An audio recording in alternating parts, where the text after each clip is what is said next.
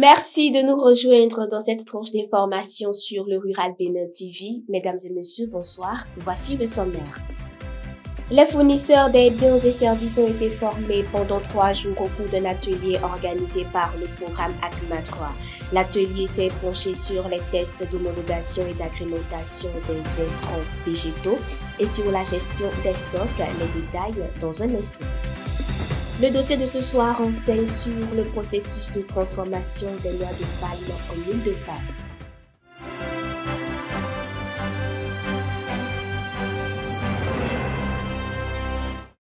À nouveau, bonsoir. Demain jeudi, à Djougou, il fera beau temps. Les températures vont évoluer entre 18 et 34 degrés Celsius au cours de la journée.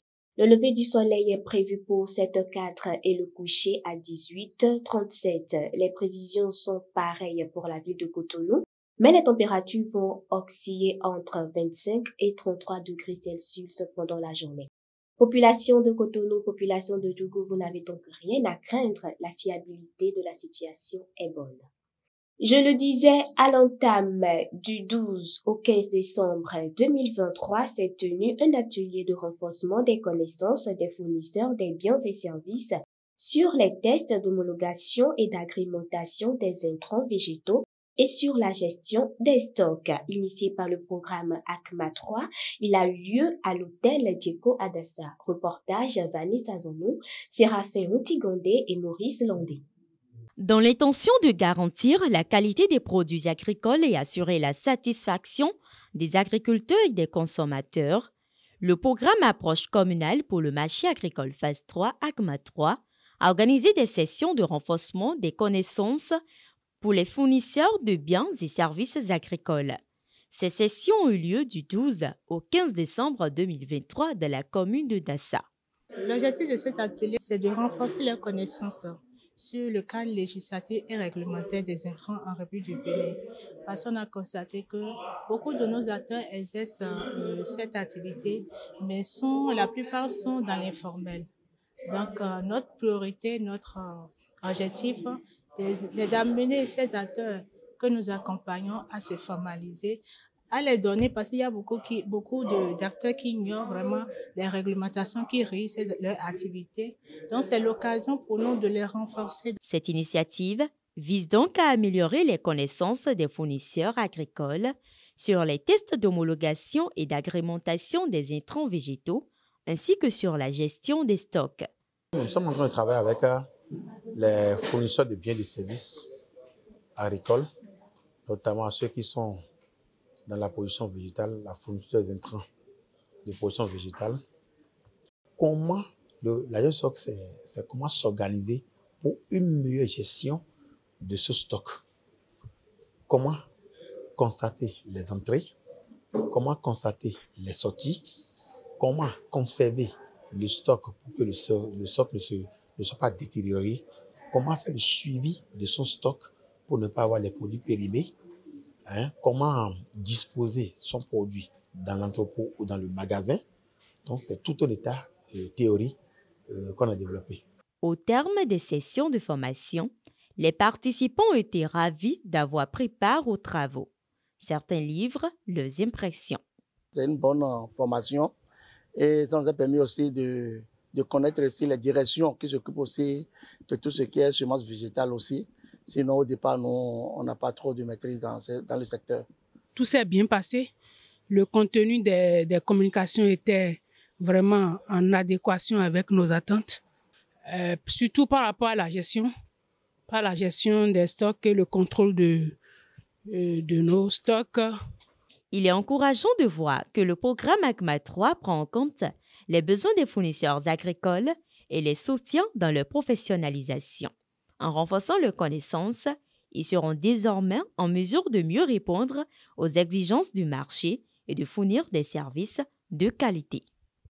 Le Fonds des Nations Unies pour la population et le ministère de la Santé se sont fixés comme objectif de réduire le taux de mortalité maternelle et infantile au Bénin.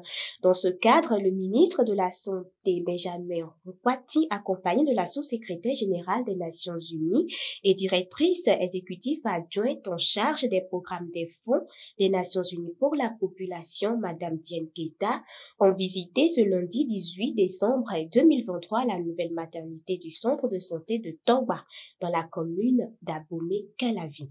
Le ministre, dans son message aux sages-femmes du dit centre, a annoncé la batterie de mesures en cours d'opérationnalisation pour assurer une prise en charge optimale des hémorragies post-partum immédiat, principale cause de mortalité maternelle.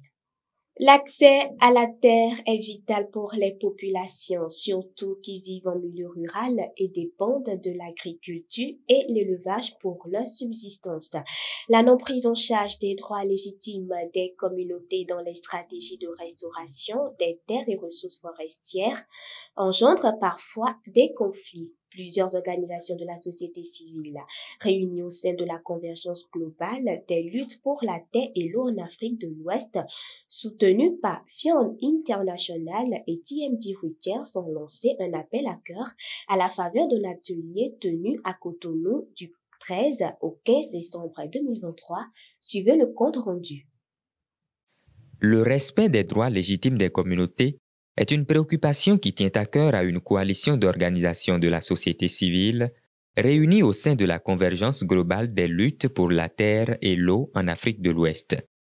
Cela intervient dans un contexte où de plus en plus de terres sont dégradées et des conflits deviennent incessants. Sous l'effet de la pression démographique, ce que nous sommes en train de constater, un élan d'occupation des zones autrefois interdites.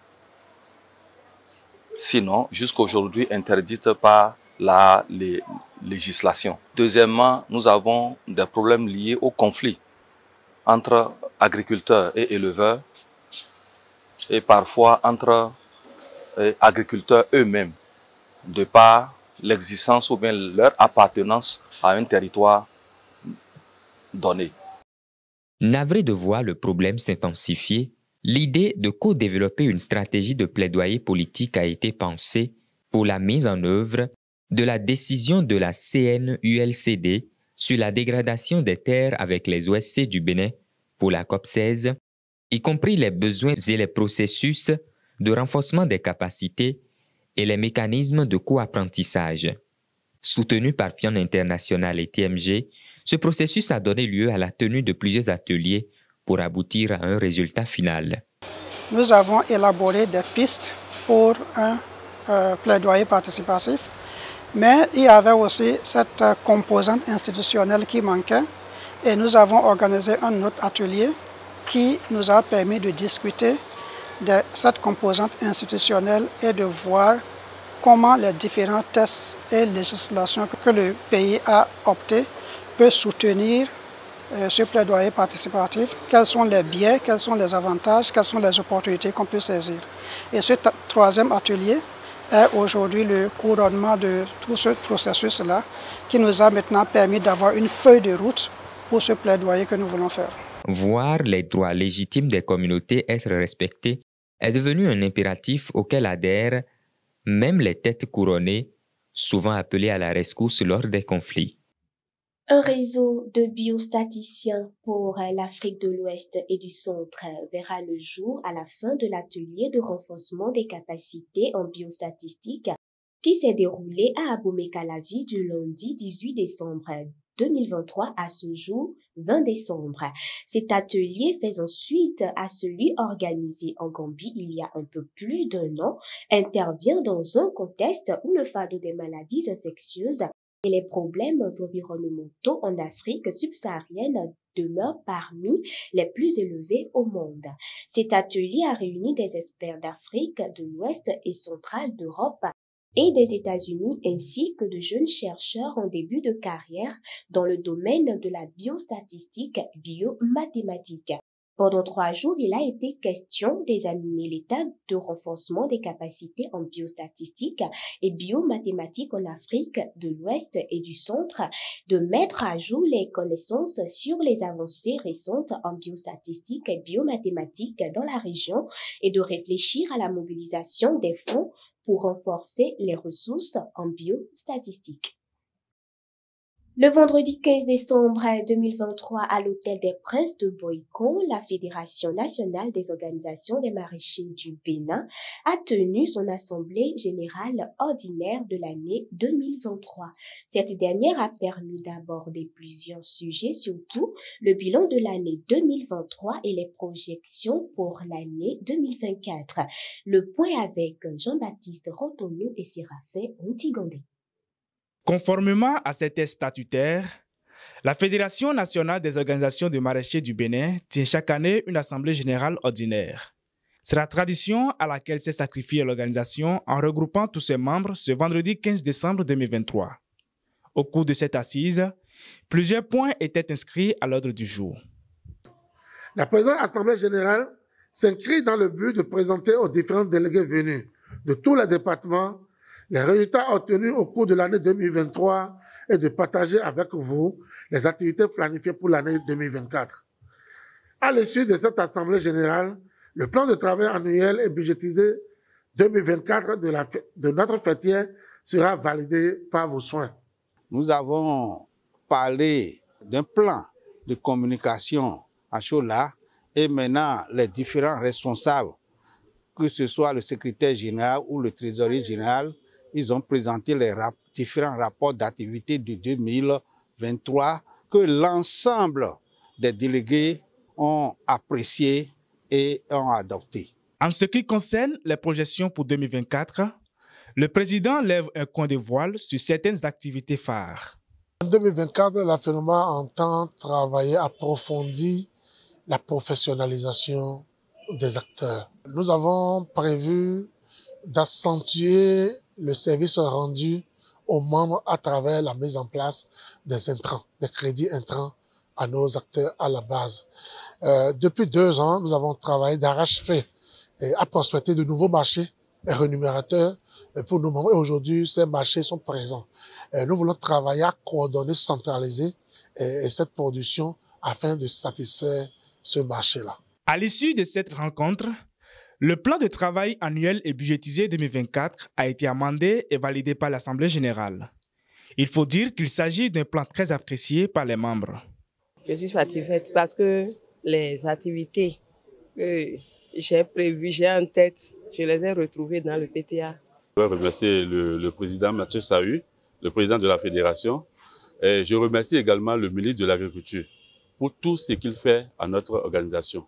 Et je remercie aussi le gouvernement du président, son Excellence, M. Talon, parce qu'il a mis l'agriculture et surtout le maraîchage au premier plan. Comme appel, c'est... La FENOMA Bénin amorce ainsi une année 2024 plus prometteuse en résultats positifs. Il s'avère nécessaire de notifier que cette assemblée a coïncidé avec les 7 ans d'existence de la fédération, occasion pour le président de souhaiter un joyeux anniversaire à tous les membres et une heureuse année 2024 par anticipation. Hors du Bénin, au Togo, le Conseil des ministres a examiné et adopté le projet de loi portant cadre sur l'environnement. Le projet de loi adopté consacre une révision de la loi de 2008 afin de doter le pays d'un cadre juridique actualisé au regard de l'évolution des normes pour mieux répondre aux défis de la feuille de route gouvernementale 2025 en matière de développement durable et offrir un tremplin pour le renforcement des actions de résilience des populations. Elle fait partie de nos habitudes culinaires ici au Bénin. Certains l'apprécient dans un plat de haricots garnis avec du gari. Son goût rend irrésistible des plats de sauce de légumes pour d'autres. Mais comment est-elle produite? L'huile de palme, nous en parlons dans ce dossier de ce soir.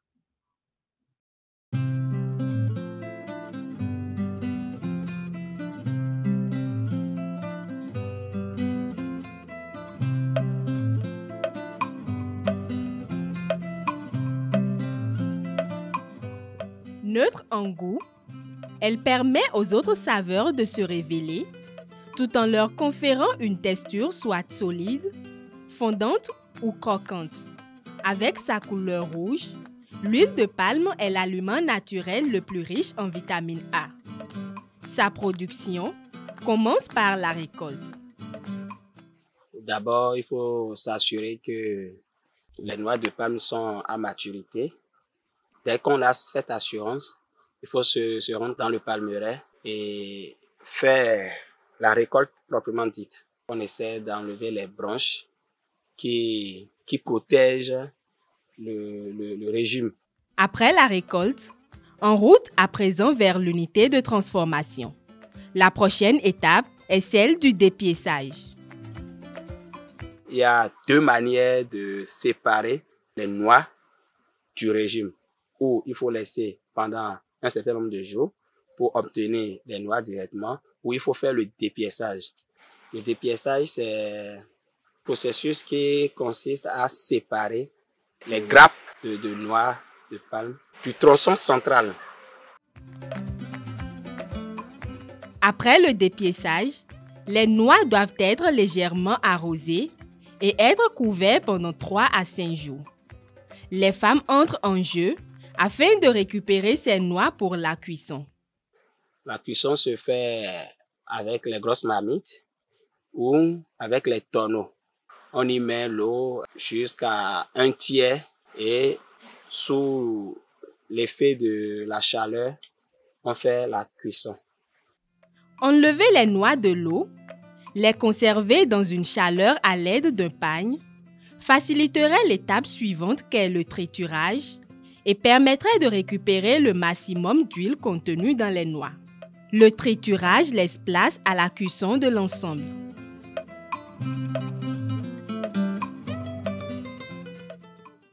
Quand on finit le triturage, il y a l'huile, il y a l'eau, il y a les graines, et un mélange de tout.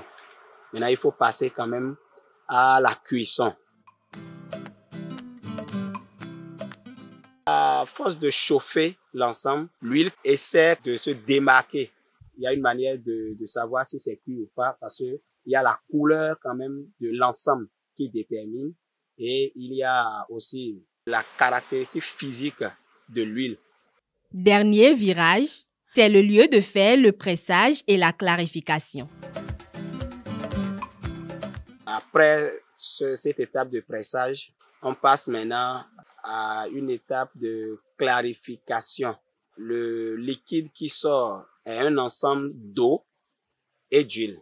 Donc on laisse reposer pendant un temps et à l'aide d'une assiette ou d'un bocal, on essaie quand même de séparer l'huile qui vient généralement en haut et l'eau en bas. Une fois cette huile récupérée, on laisse refroidir et puis on met dans les bidons. Ce processus varie d'un producteur à un autre. Produire l'huile de palme est une activité rentable, mais qui nécessite beaucoup de moyens financiers et des matériels, surtout si l'on désire avoir un rendement consistant.